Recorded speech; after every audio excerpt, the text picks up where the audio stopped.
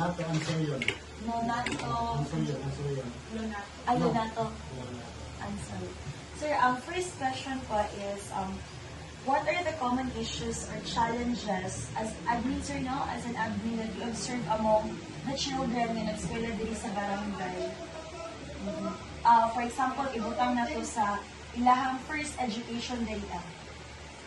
Ay, good afternoon po. Kasi nga hapon na makuhapon. Hapon na nag-10 sa kwan. Wala. Nag-eskwela diri sa barangay in terms of sa ilang education. Sa mga first day sa ilang kuwan, kung sino sa klase din sa kuwan.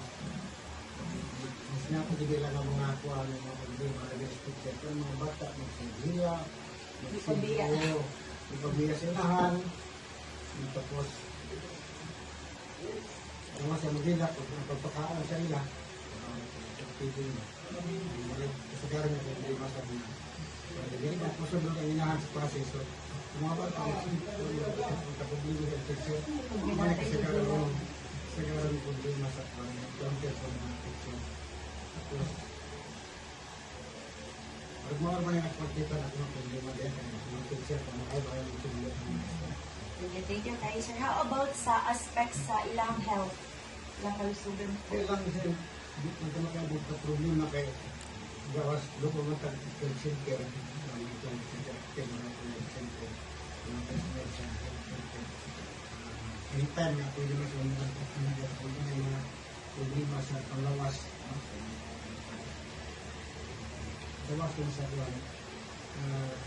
Hindi ko lang sa pagkabutan ng ginapasok ng kasi medyo willingness or dito ko sa bibata sa pangalagi ng sila sa pangalagi. Basta militaran sa mga problema sa seminar pa. At least, ma-educate sila pa sa ilang pangalagi. Kaya lagi na, kita ko ba, yung sige sa atong binigay ka lang. So, in health, in line sa health, sir, kanang, ang mga bata ba na tudali po sa ako ko mga daycare center is tagandog mga malnourished or healthy ang mga estudyante po? Kasi sa nakita na ito, nung nag-bigyan na may kampinang minibaman ng mga kaya doon naman yung pwedeng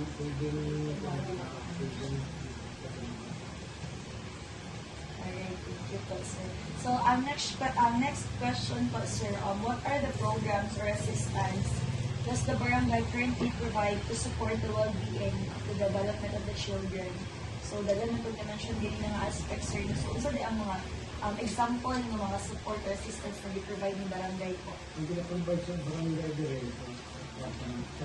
ano na may budget para sa mga dikit na children, dikit teacher. So, ang mga dikit teacher mismo, naman natin budget sa para sa pili para mga kapatid na kaya ano ka ng kayuba ang mga masakit. Yan yung pasagara barangay ng kanang dire budget. Thank you po, sir. So, dili jud.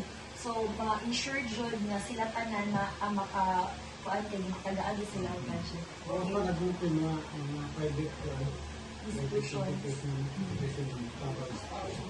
Dagan na yung sponsor mo. So, wala siya ma-left behind ng mga bata.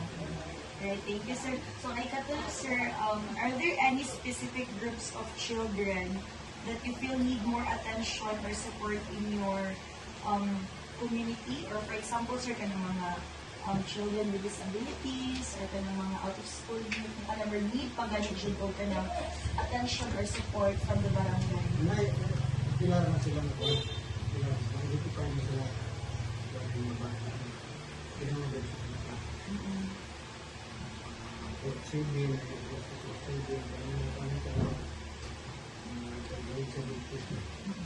So, ang sa mga support na ginaprovide ni barangay, sir?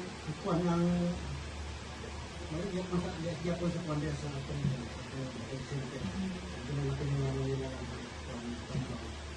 may pang-center, may pang-center. Na regular siya na ilang At kaya magkailangan sa mga yung pangitan ko na hindi makaya din sa kanan ay dito sa kapalitawag yan ang bukas. Sa bukas center. Mga ito hindi pa sila. Okay, thank you, sir. So, next question, sir. How does the barangay coordinate with school, parents, and other organizations to address children's need and concern? So, ginaon sa man barangay na para makakonect siya ganit sa school. Kung siya ka lang, doon ay mga buwan na sa kapitang putabog ang mga detective sir. Dito na mga kita kami sa dito na sa mga detective sir sa mga military station. At yung mga sila mga ayuda, napubad yung mga kahit tulad yung mga dito. Matagin sila, matagin yung mga So, nagapangita yung paano may budget yung pangod mo sa budget. Panahon sa budget tingnan mo sa kung may budgeting mo sa sila ka in the 6 months. Budgeting yun. Ano pati din ang mga budget ko sa presidente para sa actual sila kung ang builder sa kanya sa kinalaman. para ma-address siya talaga sa needs sa mga bata, sir. Thank you, sir. So, ang last question, sir. What additional support or resources do you think the barangay need in order to better help the children in the community? So, sa muna na ko, sir, sa katong mga, another, napabay need na dumagan o support ang barangay or kinahanglan para masuportahan na itong mga bata? Daw sa budget sa barangay, kaya may budget. Ang mga hindi sa tabi, mga pag-ibig na budget. Yung kaya daw sa barangay, tulang, manungkit hindi ito sa kwansa. Safety of data sa tabi. Ano ito? So, marag nahulog yun, sir, na kanang if na ay problema makuan or pinangyang action na agad kay mo buod dahil sa LGU o sa province. So, muna siya ang sir, importance sa community partnership sa mga bata o manang ginamit yung mag-introduce din ng kayo. So, nakuha for the questions. So, I think kana lang po, sir, yung mga question. Thank you kaayo po sa mga Salamat kay sir.